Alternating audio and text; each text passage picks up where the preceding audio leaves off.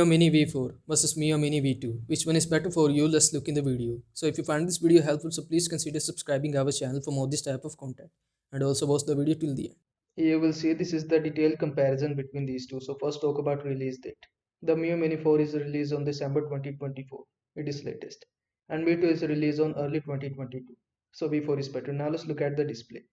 V4 provided 3.5-inch IPS C40 into 180 resolution OCA laminated display, and V2 provided 2.8-inch IPS C40 into 480 resolution. So V4 is better. Now let's look at the processor. V4 provided quad-core Cortex A53 processor, and V2 provided quad-core Cortex A7 processor.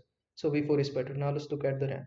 V4 provided 1 GB RAM, and V2 provided 512 MB RAM. So V4 is better. V4 support up to 512 GB micro SD, and V2 support up to 256 GB micro SD. So V4 is better. Now let's look at the battery. In V4, 3000 mAh 8 hours playtime is available, and in V2, 1900 mAh 5 hours playtime is available. So V4 is better. Now let's look at the build quality.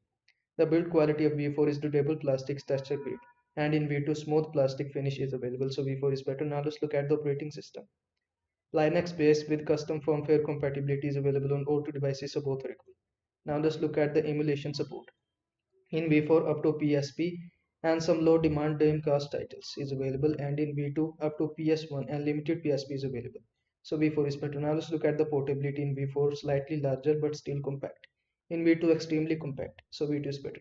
Now let's look at the price. The estimate price of V4 is $90 to $110, and the estimate price of V2 is to $60 to $80. So V2 is better for budget friendly users. I hope this video was helpful to you. Make sure to like this video and subscribe to my channel for more this type of content. Thanks for watching.